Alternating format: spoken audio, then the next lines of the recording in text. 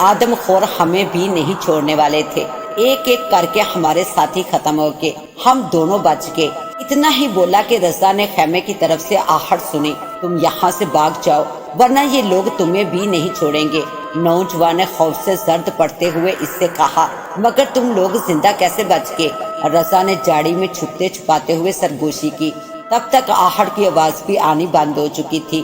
یہ ایک الگ کہانی ہے۔ جب ہم دو ہی بچ گئے تو ان کی نظر اب ہم پر تھی۔ نوجوان نے سر گھٹنوں میں رکھتے ہوئے کہا، ہماری آخری رات تھی۔ ہم رو رو کر خدا کو پکارنے لگے، کیونکہ زندگی سب کو پیاری ہوتی ہے اور ہمارے سامنے بس 2 قدم پر موت تھی۔ آگ کا الاؤ روشن کر دیا گیا، سب ارد گرد جمع ہو گئے۔ سردار کیا خیال ہے آج دونوں کا ایک ساتھ مزہ لیں؟ خبیث چہرے والے ایک آدم خور نے کہا، اس کو میں اکیلا کھاؤں گا، نوجوان کا گرم گرم خون پیوں گا، بہت مزہ آئے گا۔ سردار نے میری طرف دیکھتے ہوئے کہا، میری حالت ایسی کہ کاٹو تو بدن میں لہو نہیں۔ اس نے رضا کو بتاتے ہوئے کہا۔ جیسے ہی وہ لوگ ہماری طرف بڑھے، خوف سے ہماری زبان تالو سے چپک گئی، ہمیں گھسیٹتے ہوئے لے جانے لگے۔ جھاڑیوں میں الجھ کر ہمارے کپڑے خود بخود پھٹ گئے۔ وہ سب کہکے لگانے لگے۔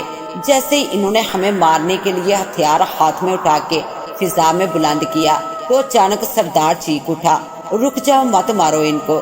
سردار کا اتنا کہنا تھا کہ ہم سمیت تمام قافلے والے آدم خور سردار کی جانب دیکھنے لگے تو ہماری رکی ہوئی سانسیں بحال ہوئی۔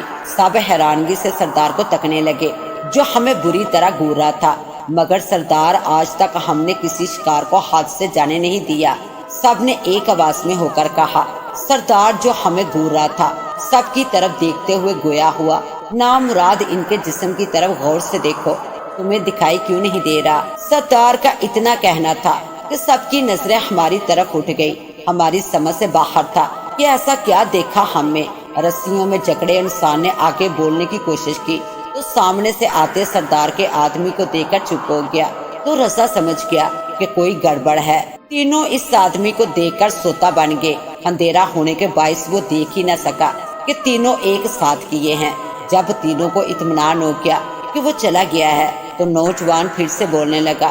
جب سردار نے روکنے کا اشارہ دیا تو ہمیں حیرانگی ہوئی، مگر سردار نے مارنے سے کیوں روکا؟ رضا نے اس کے بولنے سے پہلے ہی سوال کیا۔ سردار نے ہمیں گردن سے پکڑ کے سب کے سامنے کیا اور سب کو دکھانے لگا۔ ابھی بھی ہمیں کچھ سمجھ نہیں آ سکا۔ جب سردار نے ہمیں جھٹکا دے کر ہمارا منہ دوسرے رخ کیا تو زور سے چلایا، کم بختو، ان کی گردن دیکھو، یہ سانپ کے ڈسے ہوئے ہیں۔ جب تک یہ ٹھیک نہیں ہوتے ہم ان کو کھا نہیں سکتے، یہ زہریلے ہیں۔ جب تک یہ ٹھیک نہیں ہوتے ان کو باندھ کے رکھو، بعد میں کھائیں گے ورنہ ہم سب مر جائیں گے۔ لیکن تم لوگوں کو سانپ نے کب کاٹا؟ رضا نے بے وقوفی دکھاتے ہوئے کہا تو دونوں آدمی ایک دوسرے کو دیکھنے لگے۔ ارے بھائی، سانپ نے نہیں کاٹا ہمیں، یہ سردار بے وقوف اور جنگلی آدم خور ہے۔ تو پھر سردار نے ایسا کیوں کہا؟ رضا نے ایک بار پھر اجلت دکھائی۔ بھائی، یا تو تم نہایت معصوم ہو یا پھر بہت بہت تیز ہو، خود بتاؤ، سانپ کاٹتا تو ہم تمہارے سامنے زندہ ہوتے؟ اس نے نہایت غصے بھرے انداز میں کہا اور گردن موڑ کے رضا کے سامنے کر دی، جسے دیکھا رضا ہکا بکا رہ گیا۔ رضا نے دونوں کی جانب دیکھا تو چاند کی روشنی میں بھی گردن پر کالے تل کے نشان نظر آ رہے تھے۔ رضا کو یہ بھی اس عامل بابا کی کرامت لگی۔ صبح ہو گئی۔ ایک بار پھر وہ دونوں رسیوں میں جکڑے انسان ان آدم خوروں کے رحم و کرم پر تھے۔ 2 لوگ جنگل سے شکار پکڑ کے لائے اور بھون کے کھانے لگے۔ رضا سمیت ان دونوں نے بھی کسی بھی چیز کو ہاتھ نہ لگایا۔ آدم خوروں کا قافلہ ایک بار پھر چل پڑا۔ سردار، ہم اتنے دنوں سے چل رہے ہیں، آخر ہم جا کہاں رہے ہیں؟ ایک لمبے قد والے ننگ دڑنگ آدمی نے پوچھا۔ ہم ایک ایسی جگہ جا رہے ہیں جہاں انسانوں کی برمار ہے۔ سردار اور بھی کچھ کہہ رہا تھا، مگر رضا کو بس اپنے دونوں شکار کی فکر تھی کہ کیسے ان کو آزاد کروا کے غار تک لے جائے۔ یوں ہی چلتے چلتے ایک بار پھر رات سر پر آئی اور پھر خیمے لگا دیے گئے۔ آگ پر بون کے چرند پرند سب ہضم کر کے خواب خرگوش کی طرح لیٹ گئے، اور جب رضا کو اطمینان ہوا کہ سب سو گئے ہیں تو وہ چھوٹے چھوٹے قدم اٹھاتا ان کے قریب گیا۔ دونوں رسیوں میں جکڑے بری طرح بے خبر پڑے تھے۔ اٹھو، چلو یہاں سے، میں تمہاری رسیاں کھول دیتا ہوں، رضا نے کہا۔ دونوں ہڑبڑا کے آنکھیں کھول کے دیکھنے لگے۔ چلو جلدی چلو، کوئی آواز مت نکالنا، ورنہ ہم تینوں پکڑے جائیں گے۔ رضا نے رسیاں کھولتے ہوئے کہا۔ تینوں بنا آواز کیے وہاں سے کھسکنے لگے۔ جب تھوڑی دور گئے تو بھاگنا شروع کر دیا۔ وہ جلد سے جلد اس جگہ سے دور جانا چاہتے تھے، پوری رفتار سے بھاگتے گئے، مگر انہوں نے ہمت نہ ہاری۔ کافی دور نکلنے کے بعد انہیں جب احساس ہوا کہ وہ جگہ پیچھے رہ گئی تو تینوں کو اطمینان ہوا۔ صبح ہونے سے پہلے پہلے وہ نہ صرف اس جنگل سے بلکہ اس جگہ سے بھی دور نکل آئے۔ تینوں تھک ہار کے ایک جگہ سستانے لگے۔ رضا کو بس ایک ہی فکر تھی کہ کیسے ان کو غار تک لے جاؤں۔ بہت شکریہ تمہارا ہمارے محسن، تم ہمیں درندوں سے آزاد کروا لائے، ورنہ پتہ نہیں ہم کب تک وہاں قید رہتے۔ دونوں نے آسان مند نگاہوں سے رضا کو دیکھا۔ انسان ہی انسان کے کام آتا ہے، میں نہ ہوتا تو کوئی اور بچا لیتا۔ دنیا میں اچھے انسانوں کی کوئی کمی نہیں۔ رضا چلاکی سے گویا ہوا، دونوں کو دیکھتے ہوئے کہا، مگر اب تم دونوں جاؤ گے کہاں؟ رضا چلاکی سے گویا ہوا، دونوں کو دیکھتے ہوئے کہا، مگر اب تم دونوں جاؤ گے کہاں؟ ہمارا سب کچھ جہاز کے ساتھ ہی تباہ ہو گیا، نہ جانے اب کہاں کہاں بھٹکنا پڑے گا۔ دونوں مایوسی سے بولے اور آسمان کو تکنے لگے اور کسی سوچ میں گم ہو گئے۔ تم دونوں میرے ساتھ چلو، میرے والد کی فیکٹری ہے کپڑے کی، میں تو شکار کے شوق میں نکلا تھا، راستہ بھٹک گیا۔ رضا نے ہمیشہ کی طرح جھوٹ بولا، نہیں میرے بھائی، تمہارا پہلے ہی ہم پر بہت احسان ہے، ہماری زندگی بچائی، مزید ہم بوجھ کیوں بنے تم پر؟ دونوں نے ایک ساتھ کہا، ارے احسان کیا، بس میں نے کہا تم چلو، آج سے ہم 2 نہیں 3 پارٹنر ہیں۔ رضا کی اتنی محبت دیکھ کے انہیں رضامند ہونا ہی پڑا اور وہ چلنے کو تیار ہو گئے اور دونوں کو لے کر رضا نے غار کا رخ کیا۔ لیکن ہم لوگ اس راستے پر کیوں جا رہے ہیں؟ خاردار راستہ دیکھ کے دونوں چونک گئے اور رضا کا چہرہ تکنے لگے تو وہ گھبرا گیا۔ وہ جو غار دیکھ رہے ہو نا، اس کے پاس ہی ایک راستہ پہاڑی کے دوسری طرف اتر جاتا ہے، وہاں سے شہر شروع ہوتا ہے، وہی فارم ہاؤس ہے میرا۔ رضا نے غلط بیانی سے کام لیا تو دونوں سر ہلاتے ہوئے چلنے لگے۔ غار کے قریب پہنچ کے رضا جان بوجھ کے غار کے اندر جھانکنے لگا اور بولا، دوستو یہ بہت سال پرانا غار ہے، معلومات کے تحت یہاں سے ہیرے جوہرات نکلنے کا امکان ہے۔ رضا کی بات پر دونوں دلچسپی سے غار میں داخل ہو گئے۔ اچانک غار کا منہ جادو طریقے سے بند ہو گیا اور چیخو پکار سنائی دینے لگی۔ 7واں اور آخری شکار ہفتہ بار بھٹکنے کے بعد بھی رضا کو نہ مل سکا تو وہ مایوس ہونے لگا اور پانی کے لیے وہ ایک کنویں کے پاس پہنچا اور پانی پینے کے بعد وہ کنویں کے منڈیر پر ہی بیٹھ گیا۔ تھوڑی دیر گزری تو ایک خواجہ سرا کا وہاں سے گزر ہوا، سلام دعا کے بعد وہ بھی پانی پی کر اس کے ساتھ ہی بیٹھ گیا۔ کیا بات ہے جوان، بڑے پریشان ہو، کہیں جا رہے ہو یا کہیں سے آ رہے ہو؟ خواجہ سرا نے اپنے سلکی بالوں کو پونی میں باندھتے ہوئے کہا تو رضا مسکرا دیا، نہیں بس تھک کے بیٹھ گیا، پیاس کی وجہ سے چلا نہیں گیا تو پانی پینے بیٹھ گیا۔ رضا نے جواب دیا اور پوچھا، آپ کہاں جا رہے ہیں؟ میں دربار شریف پر جا رہی ہوں، وہاں عورس ہے، کوئی سواری نہیں ملی تو پیدل ہی چل پڑی۔ خواجہ سرا نہایت عقیدت سے بولا، لیکن آپ رہتے کہاں ہیں اور کہاں کے ہیں؟ میرا مطلب کس گاؤں کے ہیں؟ رضا نے سوال کیا۔ میرا کوئی گھر نہیں جوان، بس دربار ہی میرا سہارا ہے، پیدا ہوئی تو بدقسمت ٹھہری۔ ایک دن میرا باپ کسی تویز کنڈے والے ایک فقیر کو گھر لے آیا، مجھے گھر سے نکالنے کی سازش تھی جو میری معصوم ماں سمجھ نہ سکی۔ خواجہ سرا کی داستان میں رضا کھو گیا۔ تیرا یہ پتر شیطان ہے، بالک جتنی جلدی ہو سکے اس کو ختم کرو ورنہ یہ پورا گاؤں تباہ ہو جائے گا۔ تویز کنڈے والے نے میرے باپ کو کہا تو وہ میرا منہ دیکھنے لگے۔ ہم نے کہا مار دے اسے ورنہ پتہ نہیں کتنوں کی جان لے گا۔ فقیر غصے سے گویا ہوا، نہیں میں اپنی جان دے دوں گی، مگر میرا بچہ میرے جگر کا ٹکڑا ہے، تو بتا کہاں سے یہ شیطان ہے؟ یہ دیکھ کر وہ نکلی تویز کنڈے والا مسکراتا ہوا بولا، ذرا بچے کی گردن دیکھ، شیطانی نشان ہے، جب یہ بڑا ہوگا تو سب کی گردن پر وار کر کے مارے گا۔ مسکراتا ہوا بولا اور چلتا بنا۔ اس کے بعد میرے ماں باپ کا کیا بنا مجھے نہیں پتا، مگر ہوش سنبھالتے خود کو درگاہوں پر پایا، بس اس منحوس دل کی وجہ سے۔ خواجہ سرا نے اپنی گردن کی سمت اشارہ کیا۔ رضا جو اتنی دیر سے اس کی داستان میں گم تھا، اچانک چونک اٹھا اور چہرہ چمکنے لگا۔ خواجہ سرا اپنی ہی دھن میں مگن اس کا کام آسان کر گیا۔ سنا ہے تم لوگوں کی دعائیں بہت سنی جاتی ہیں، میرے ساتھ چلو، میری ماں بہت بیمار ہے، تم اس کو دعا دے دو، تمہاری بہت مہربانی ہوگی۔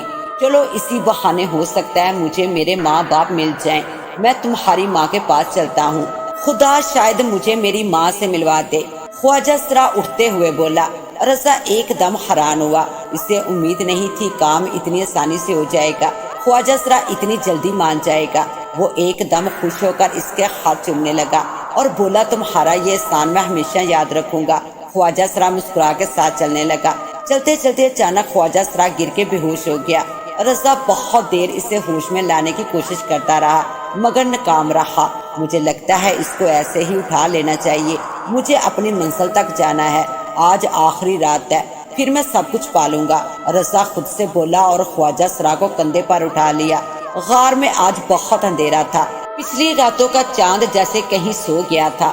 رضا کو آج عجیب سا خوف محسوس ہو رہا تھا۔ وہ تیز تیز قدموں سے چلنے لگا اور پسینے میں نہا گیا۔ آج غار میں عامل نہیں تھا۔ رضا نے آستہ سے خواجہ سرا کو ایک جگہ غار میں لٹا کر غار کا پہلی بار جائزہ لینے لگا کہ اچانک اسے غار کے چھوٹے سے سوراخ سے روشنی کا گمان ہوا۔ وہ غار کے مزید اندر جانے لگا۔ روشنی اب اور بڑی دکھائی دینے لگی کہ رضا کے قدم اچانک آگے بڑھنے کے بجائے رک گئے۔ دیکھا کیسے اس محبت کے مارے نوجوان کو میں نے بے وقوف بنایا۔ مجھے بہت سالوں سے ایسے ہی نوجوان کی تلاش تھی جو میرے کام آ سکے۔ عامل کی آواز پر رضا چونک اٹھا اور ماجرا سمجھنے کی کوشش کرنے لگا۔ میں نے دیکھتے ہی پہچان لیا تھا، یہ نوجوان میرے کام آئے گا۔ دیکھ لو، مجھے ایسے 7 انسانوں کی تلاش تھی جن کی گردن پر کالے تل کے نشان ہو تاکہ ان کی بلی دے کر میں مزید طاقتور بن جاؤں۔ آج آخری شکار آئے گا، اس کے بعد میں اپنی طاقت پالوں گا، پھر اس نوجوان کا بھی خاتمہ کر دوں گا۔ عامل کسی سے باتیں کر رہا تھا۔ رضا تھر تھر کانپنے لگا، اس کے قدموں سے زمین نکل گئی۔ یہ سب سن کر اس نے خود کو کنٹرول کیا اور بنا آواز کیے پاس پڑی کلہاڑی اٹھا لی اور آنکھیں شعلے اگلنے لگ گئی۔ نامراد خبیث، آج میری آنکھیں تو نے کھول دی۔ اپنے مقصد کی خاطر تو نے مجھے غلط کام پر لگایا اور بے پناہ نقصان کروایا، بے گناہوں کے خون کروائے میرے ہاتھوں۔ آج تو ہی آخری شکار بنے گا۔ یہ کہتے ہی رضا نے کلہاڑی کے وار سے ایک دم عامل کی گردن تن سے جدا کر دی۔ یہ سب اتنا اچانک ہوا کہ عامل خود کو بچا نہ پایا۔ رضا غار میں بیٹھا پھوٹ پھوٹ کر رونے لگا۔ وہ دہاڑے مار مار کر رو رہا تھا، ایسا لگتا تھا اس کی آنکھوں سے آنسو ہی ختم ہو جائیں گے۔ اسے اپنی غلطی کا احساس ہونے لگا۔ یا اللہ، میں نے کیا کر دیا؟ میں کیوں اتنا ظالم بن گیا کہ بے گناہ بندوں کی جان لے لی؟ مجھے ذرا رحم نہ آیا۔ نہ جانے کیوں میری آنکھوں پر پٹی بندھ گئی۔ میں درندہ بن کر تیری رحمت کے سائے سے محروم ہو گیا۔ میں بھول گیا کہ میں مسلمان ہوں، ایک بت کے پوچھنے والے کی باتوں میں آ گیا جن پر تو نے جنت حرام کر دی ہے، اور میں نے اپنی جنت کو اپنے ہاتھوں سے گنوا دیا، تیری نافرمانی کی۔ اپنی ماں کا خیال آتے ہی وہ اور شدت سے رونے لگا۔ نہ جانے میری ماں کس حال میں کس جگہ ہوگی، زندہ بھی ہوگی یا نہیں۔ خود کلامی کرتے ہی وہ یہ سوچ کر تھر تھر کانپنے لگ گیا اور اس کے رونے میں اور شدت آ گئی۔ اچانک خواجہ سرا کی آنکھ کھلی اور ہوش میں آ کر ادھر ادھر حیرانگی سے دیکھنے لگ گیا کہ میں کہاں ہوں، کس جگہ ہوں۔ وہ اپنی جگہ سے اٹھ کھڑا ہوا، اسے رونے کی آوازیں آنے لگی۔ وہ حیرت زدہ سا ہو کر 2 قدم آگے گیا اور رضا کو روتے دیکھا۔ کیا بات ہے نوجوان، تو رو کیوں رہا ہے اور اس جگہ کیا کر رہا ہے؟ تو مجھے اپنی ماں کے پاس لے کر جا رہا تھا تو ہم یہاں کیوں آ گئے؟ خواجہ سرا بولا۔ اس کی آنکھوں میں حیرت تھی۔ مجھے معاف کر دے میرے بھائی، میں مر جانا چاہتا ہوں، تو مجھے اپنے ہاتھوں سے مار دے، نہیں تو میرا ضمیر مجھے جینے نہیں دے گا۔ میں انسان کہلانے کے لائق نہیں، نفرت ہے مجھے خود سے۔ تو ایک کام کر، مجھے مار دے، مجھ پر احسان کر، میں قاتل ہوں اتنے سارے لوگوں کا، مجھے جینے کا کوئی حق نہیں، مجھے کبھی خدا معاف نہیں کرے گا۔ میں تو تجھے بھی اس ارادے سے لایا تھا کہ تجھے بھی اس عامل کے حوالے کروں، مگر دیکھ میری آنکھیں کھل گئی۔ میرے یہ ہاتھ جن سے میں نے ان معصوم لوگوں کی جان لی، کتنے گھر اجاڑے، کتنے بچوں کو یتیم کیا، خدا مجھے سزا دے۔ رضا اپنے جرم کا اعتراف کرتے ہوئے خواجہ سرا کے پاؤں میں گر کر معافی مانگنے لگا اور غم سے نڈھال ہو گیا۔ خواجہ سرا صدمے کی کیفیت میں کھڑا نہ سمجھی کے عالم میں دیکھتا رہا۔ رضا ایک ایک بات اور گناہ خواجہ سرا کے سامنے قبول کرتا گیا۔ وہ نہایت حیران تھا۔ دیکھ نوجوان، تو نے جو بھی کیا وہ معافی کے قابل تو نہیں، مگر خدا تجھے ہدایت کا راستہ دکھانا چاہتا ہے۔ یوں سمجھ کے خدا نے تجھے روشنی کی طرف مائل کیا ہے۔ خدا ایک موقع دے رہا ہے تجھے کہ تو اپنی غلطیوں کی معافی مانگے، سیدھے راستے پر چلے۔ وہ تو 70 ماؤں جتنا پیار کرنے والا ہے، کاش تو ایک بار اس سے مانگتا تو کبھی نامراد نہ رہتا، آج تو سب کچھ پا لیتا۔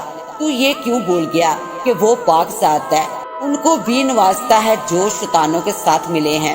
تو صبر کرتا اور دعا کرتا، خدا کوئی نہ کوئی ضرور معجزہ کرتا، مگر تو غلط راستے پر چل پڑا، گمنامی کے اندھیروں میں نکل پڑا۔ اب بھی وقت ہے، معافی مانگ خدا سے اور لوٹ جا اپنی دنیا میں، خوش رہے گا۔ خواجہ سرا سب کچھ سن کر غم سے بولا۔ خواجہ سرا رضا کو سمجھانے لگا۔ دونوں غار کی ہر چیز کو دیکھنے لگے۔ غار کی دیواریں سیاہی مائل تھی اور ایک عجیب سی بو پھیلی ہوئی تھی، انسانی ہڈیاں اور کھوپڑیاں جا بجا پڑی تھی۔ ایک بت تھا جس کے بہت سارے بازو تھے اور شکل نہایت خوفناک۔ خواجہ سرا نے جیب سے ماچس نکال کر پورے غار کو آگ لگا دی اور خود باہر آ گئے۔ غار سے بہت خوفناک چیخوں کی آوازیں گونجنے لگی، ایسا لگ رہا تھا کہ بہت ساری روحیں مل کر بین کر رہی ہوں۔ آگ رفتہ رفتہ ٹھنڈی پڑی اور ہر چیز جل کر خاک ہو گئی۔ دونوں بت بنے ہر چیز کو خاک میں ملتا دیکھتے رہے۔ رضا کی آنکھوں سے اب بھی آنسو جاری تھے۔ وہ ایک جگہ پتھر پر بیٹھ کے غمگین نظروں سے آسمان کو تکنے لگا۔ بس نوجوان، دیر نہ کر، خدا نے تجھے جو موقع دیا ہے اس سے فائدہ اٹھا، ماں کے قدموں میں جا، ہو سکتا ہے تیری توبہ کے پیچھے کوئی معجزہ چھپا ہو۔ قسمت والوں کو یہ توبہ کا موقع ملتا ہے، تو بہت قسمت والا ہے۔ میری ماں تو نہیں ہے، تیری ماں تو زندہ ہے، مگر تو نے اسے بھی بھلا دیا، ایک ناجائز مقصد کے پیچھے لگ کے۔ جا اب اس طرف کبھی لوٹ کر نہ دیکھنا، ہر چیز پیچھے چھوڑ جا۔ میری دعا ہے خدا تجھے تیری منزل دلائے، ایک خواجہ سرا کی دعا ہے۔ دیکھنا تجھے اتنی خوشیاں ملیں گی کہ تو اپنا ہر گناہ بھول جائے گا۔ میری بات پر اور اللہ پر یقین رکھنا۔ خواجہ سرا رضا کے کندھے پر ہاتھ رکھ کر اٹھ کھڑا ہوا اور ایک پل میں غائب ہو گیا۔ ماں کا خیال آتے ہی گھر جاتے جاتے رضا کو شام ہو گئی۔ جیسے ہی دروازے پر دستک دی، دروازہ خود کھل گیا۔ وہ ادھر ادھر دیکھتا گھر میں داخل ہوا۔ ماں چار پائی پر بیٹھی تسبیح پڑھ رہی تھی۔ رضا نے چھپکے سے ماں کی گود میں سر رکھ دیا تو ماں کی آنکھیں کھل گئی۔ رضا کدھر چلا گیا تھا؟ میرے بچے کہاں کہاں نہیں ڈھونڈا تجھے؟ میں خدا کے آگے سجدہ ریز ہو کر عرض کرتی تھی کہ میرا بیٹا لوٹ آئے۔ ماں روتے ہوئے اس سے لپٹ گئی۔ وہ خود بھی زور و قطار رونے لگا۔ سب گھر والے جمع ہو گئے اور حیرانگی سے ماں بیٹے کو دیکھنے لگے۔ سب کی آنکھوں میں آنسو آ گئے۔ رضا اپنی بہن بھائی سے مل کر بہت خوش ہوا۔ سب اس کے ارد گرد جمع ہو گئے۔ ماں نے اپنے ہاتھ سے اسے کھانا کھلایا۔ تو کدھر گیا تھا بیٹا؟ نہ کوئی خیر خبر دی اور نہ بتایا، بس ماں ایک جگہ پھنس گیا تھا، تیری دعاؤں نے نکال لیا۔ رضا نے اصل بات چھپا لی اور آنکھوں سے نمی صاف کی۔ رات گئے تک سب باتوں میں مصروف رہے۔ اماں میں آج آپ کے کمرے میں سوؤں گا، اچانک اس نے کہا تو سب ہنس پڑے۔ ہاں بیٹا ضرور، میں ہر رات روتی تھی کہ تو واپس آئے، ایک پل چین نہیں تھا۔ میں خدا سے رو رو کے دعائیں مانگتی کہ میرا بیٹا واپس آئے خیریت سے، دن رات سجدے کیے، تیری راہ دیکھتی۔ ماں کی یہ بات سن کر رضا شرم سے پانی پانی ہو گیا۔ تیرا شکر ہے خدایا، تو نے مجھے مزید ظلم سے بچایا، مجھے معاف کر دے، میری توبہ قبول کر۔ کیا سوچ رہا بیٹے؟ اب شادی کر لے، میں جیتے جی تیرا گھر آباد کرنا چاہتی ہوں۔ ماں کی اس بات پر رضا کی آنکھوں میں ایمان کا چاند سا چہرہ لہرایا، مگر اس نے آنکھیں بند کر لی اور ماں کو جواب دیا، ماں جہاں تم کہو، میں شادی کے لیے تیار ہوں۔ اس نے نہایت دکھی دل سے کہا، مگر وہ یہ نہیں جانتا تھا کہ اس کی توبہ کا پھل اس سے ملنے والا ہے۔ بیٹا رضا، تیرے لیے ایک رشتہ دیکھا ہے، لڑکی چاند کا ٹکڑا ہے۔ پہلے اپنے ماموں کے گھر رشتہ ہوا تھا اس کا، اور اس کے ماموں ساتھ کا بیٹا ایک ایکسیڈنٹ میں ہلاک ہو گیا۔ ماں نے بتاتے ہوئے کہا، نہیں اماں، مجھے ان باتوں سے کوئی لینا دینا نہیں، بس آپ کی خوشی میری خوشی ہے۔ رضا کہتے ہی گھر سے باہر نکل گیا۔ شادی نہایت دھوم دھام سے ہوئی۔ رضا دل سے ایمان کے لیے بہت دکھی تھا، اسے بھلا نہیں پا رہا تھا کہ اماں نے کہا، ارے بیٹا تو یہاں جا اور اندر بہو تیرا انتظار کر رہی ہے۔ اماں نے حیرانگی سے کہا تو وہ دل ہی دل میں شرمندہ ہوتا ہوا کمرے کے اندر چلا گیا۔ ایک وجود وسیع بیڈ پر بیٹھا، شاید تھک کے بیٹھے بیٹھے سو گیا تھا۔ رضا تھوڑا آگے جھکا اور اسے ہلایا، پھر دونوں کی آنکھیں ایک ہوئی اور زمین آسمان گھوم گئے ایک پل میں۔ ایمان تم یہاں؟ رضا تم ہی ہو نا؟ دونوں ہنس بھی رہے اور آنکھوں سے آنسو بھی جاری تھے۔ وہ سوچ بھی نہیں سکتے تھے کہ ایسا معجزہ بھی ہوگا۔ دونوں کو خبر ہی نہیں تھی کہ اس طرح مل جائیں گے۔ دونوں کو ابھی تک یقین نہیں آ رہا تھا۔ یا خدا میں سوچ بھی نہیں سکتا کہ تو مجھے اتنا نواز دے گا، میں تو اتنا گنہگار تھا، تو نے خوشیوں سے میری جولی بھر دی، اتنی بھر دی کہ میں تصور نہیں کر سکتا۔ رضا سجدے میں پڑا، سسک کے رو پڑا، ایمان کی بھی حالت ایسی تھی۔ ناظرین ٹھیک ہی کہتے ہیں، خدا اپنے بندے کو خالی ہاتھ نہیں لوٹاتا۔ ماں باپ کی خوشیوں کے پیچھے ہماری خوشی چھپی ہوتی ہے۔ کائنات میں ہمارا جتنا حصہ ہوتا ہے ہمیں مل کر ہی رہتا ہے۔ خدا مہربان ہے، نیکی اور توجہ کا اجر اتنا دیتا ہے کہ جتنی انسان کی اوقات نہیں ہوتی۔ رضا اپنی شریک حیات، اپنا پیار، اپنی محبوب بیوی کو آغوش میں بھر کر ایک نئی زندگی کے آغاز کے متعلق سوچنے لگا۔ سچ کہتے ہیں دنیا میں معجزے آج بھی ہوتے ہیں، اگر نیت سچی، توکل اللہ اور لگن پکی ہو تو۔ ناظرین امید کرتی ہوں کہ آج کی کہانی آپ کو پسند آئے گی۔ اس کے ساتھ ہی اب مجھے دیں اجازت، ملتے ہیں انشاءاللہ ایک نیو کہانی کے ساتھ، تب تک کے لیے اللہ نگہبان۔